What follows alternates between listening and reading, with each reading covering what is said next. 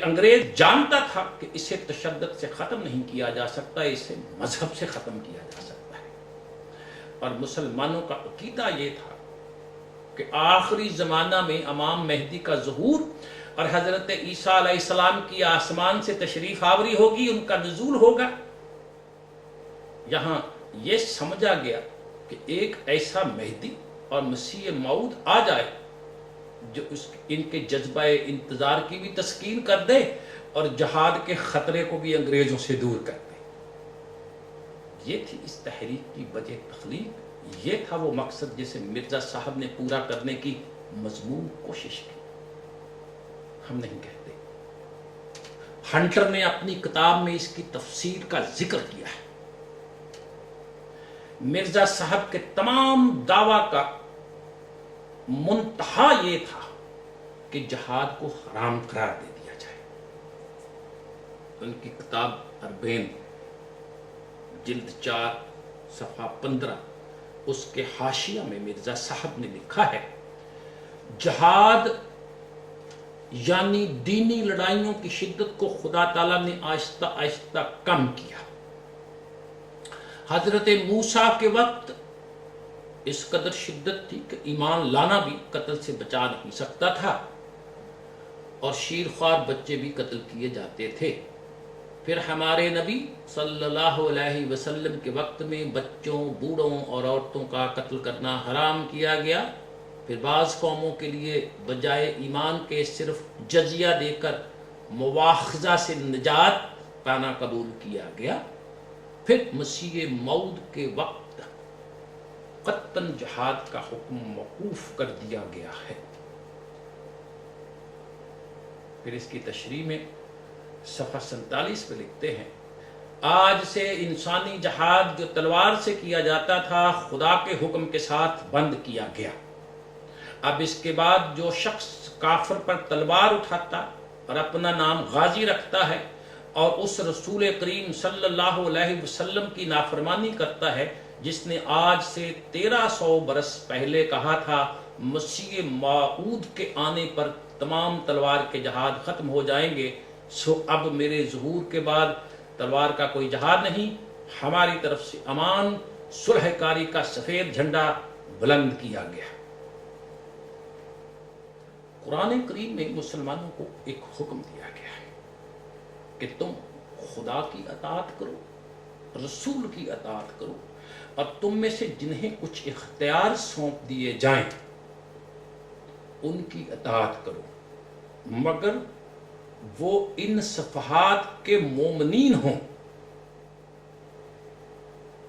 پابند صوم و صلاۃ ہوں، اور تم میں سے بہترین دیانتدار مسلمان ہوں۔ ان کے متعلق قرآن میں یہ حکم ہے کہ ان کی اطاعت کرو۔ مگر مرزا صاحب نے اپنی کتاب ضرورت الامام صفحہ 23 میں تحریر کیا ہے، ولی الامر سے مراد جسمانی طور پر بادشاہ، روحانی طور پر امام الزمان ہے۔ جسمانی طور پر جو شخص ہمارے مقاصد کا مخالف نہ ہو اور اس سے مذہبی فائدہ ہمیں حاصل ہو سکے وہ ہم میں سے ہے۔ اس لیے میری نصیحت اپنی جماعت کو یہی ہے کہ وہ انگریزوں کی بادشاہت کو اپنے اولیاء الامر میں داخل کریں اور دل کی سچائی سے ان کے مطیع رہیں۔ پھر قرآن کریم نے خدا اور رسول اور جماعت مومنین میں سے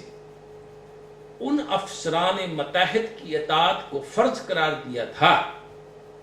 جیسا کہ میں نے پہلے بتایا ہے، جنہیں کچھ اختیارات تفویض کیے گئے ہوں، لیکن جناب مرزا صاحب نے کفار کی اطاعت کو فرض قرار دے دیا۔ ایک جگہ نہیں، پھر تریاق القلوب صفحہ 15 میں لکھتے ہیں، میری عمر کا اکثر حصہ اس سلطنت انگریزی کی تائید اور حمایت میں گزرا ہے، اور میں نے ممانعت جہاد اور انگریزی اطاعت کے بارے میں اس قدر کتابیں لکھی ہیں اور اشتہارات شائع کیے ہیں کہ اگر وہ رسائل اور کتابیں اکٹھی کی جائیں تو 50 الماریاں ان سے بھر سکتی ہیں۔ میری ہمیشہ کوشش رہی ہے کہ مسلمان اس سلطنت کے سچے خیر خواہ ہو جائیں، اور مہدی خونی اور مسیح خونی کی بے اصل روایات اور جہاد کے جوش دلانے والی مسائل سے بھری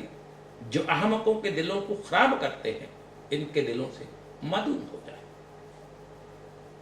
پھر وہ اپنے ایک اشتہار مورخہ 10 دسمبر 1894 میں لکھتے ہیں،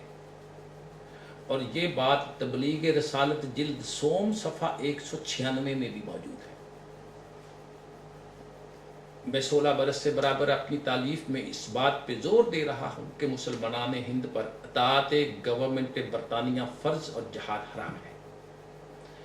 پھر آپ نے 22 فروری 1898 میں بحضور نواب لیفٹیننٹ گورنر بہادر دام اقبالیہ منجانب خاکسار مرزا غلام احمد ایک درخواست پیش کی، جس میں لکھا تھا کہ میں گورنمنٹ عالیہ کو یقین دلاتا ہوں کہ یہ فرقہ جدید جو برٹش انڈیا کے اکثر مقامات میں پھیل گیا ہے، جس کا میں پیشوا اور امام ہوں،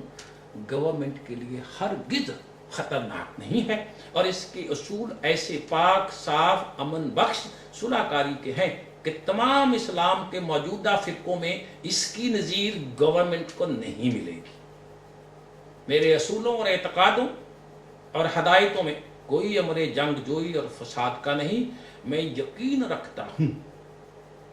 کہ جیسے جیسے میرے مرید بڑھیں گے، ویسے ویسے مسئلہ جہاد کے معتقد کم ہوتے جائیں گے، کیونکہ مجھے مسیح اور مہدی مان لینا ہی مسئلہ جہاد کا انکار کرنا ہے۔ آپ نے غور فرمایا مسیح اور مہدی کے دعویٰ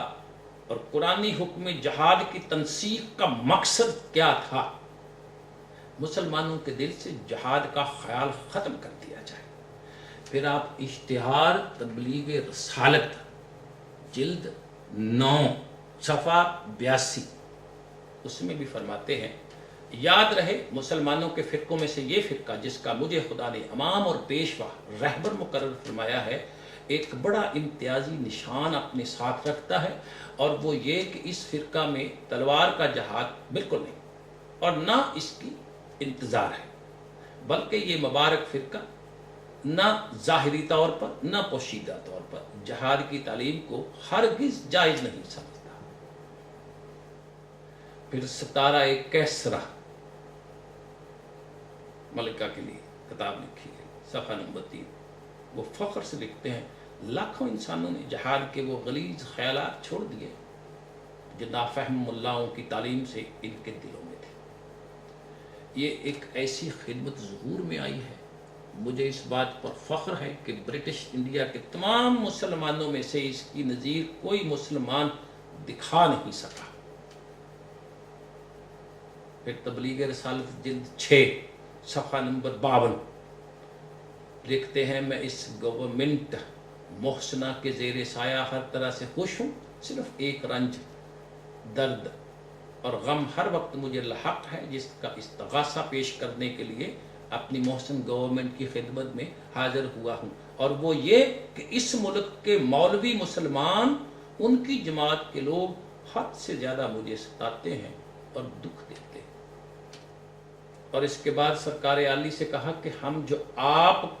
کو مدد کے لیے پکارتے ہیں، جو کچھ اپنی حفاظت کے لیے نہیں، کیونکہ یہ تحریک آپ کی تو پیدا کردہ ہے، اس لیے وہ لیفٹیننٹ گورنر بہادر کے نام اپنی درخواست جو انہوں نے 24 فروری 1898 میں لکھی، اس کے اندر لکھتے ہیں، میرا اس درخواست سے جو حضور کی خدمت میں ماں اپنے مریدین روانہ کرتا ہوں، مدعا یہ ہے کہ اگرچہ میں ان خدمات خاصہ کے لحاظ سے جو میں نے اور میرے بزرگوں نے محض صدق کے دل، اخلاص، جوش، وفاداری سے سرکار انگریز کی خوشنودی کے لیے کی ہے، عنایت خاص کا مستحق ہوں۔ صرف یہ التماس ہے کہ سرکار دولت مدار اس خود کاشتہ پودا کی نسبت نہایت حزم، احتیاط، تحقیق اور توجہ سے کام لے، اپنے متحد حکام کو احکام ارشاد فرمائے کہ وہ بھی اس خاندان کی ثابت شدہ وفاداری، اخلاص کا لحاظ رکھ کر مجھے اور میری جماعت کو ایک خاص عنایت، مہربانی کی نظر سے دیکھیں۔ اس لیے کہ یہ ایک ایسی جماعت ہے جو سرکار انگریزی کی نمک پروردہ نیک نامی حاصل کردہ مورد مرحم۔ اب اس سلسلہ میں حکومت نے اس جواب کو یا اس جماعت کو کس طرح اپنی عنایات خصوصی سے نوازا، اس کا مرزا صاحب نے اپنی جماعت کو نصیحت کرتے ہوئے پھر لکھا۔ یہ ایک اشتہار کی صورت میں بھی آیا اور تبلیغ رسالت جلد 2 صفحہ 23 میں بھی موجود ہے۔ لکھتے ہیں، انگریزی سلطنت تمہارے لیے ایک رحمت ہے، تمہارے لیے ایک برکت ہے، خدا کی طرف سے تمہاری وہ سپر ہے، بس تم دل و جان سے اس سپر کی قدر کرو۔ پھر ازالہ اوہام صفحہ 509 اس میں لکھتے ہیں، ہم نے جو اس گورنمنٹ کے زیر سایہ آرام پایا اور پا رہے ہیں، وہ آرام ہم کسی اسلامی گورنمنٹ میں بھی نہیں پا سکتے تھے، ہرگز نہیں۔ پھر وہ اپنے اشتہار جو مورخہ 22 مارچ 1897 میں نکلا اور تبلیغ اسلام جلد 6 میں صفحہ 59 پر بھی موجود ہے، اس میں لکھتے ہیں، میں اپنے کام کو نہ مکہ میں اچھی طرح چلا سکتا ہوں، نہ مدینہ میں، نہ روم میں، نہ شام میں، نہ ایران میں، نہ کابل میں، مگر اس گورنمنٹ میں جس کے اقبال کے لیے دعا کرتا۔ پھر ازالہ اوہام صفحہ 56 میں لکھتے ہیں، جو کچھ ہم پوری آزادی سے اس گورنمنٹ کے متحد میں اشاعت حق کر سکتے ہیں، یہ خدمت ہم مکہ معظمہ یا مدینہ منورہ میں بیٹھ کر بھی ہرگز بجا نہیں لا سکتے۔ کہاں تک سنو گے، کہاں تک سناؤ؟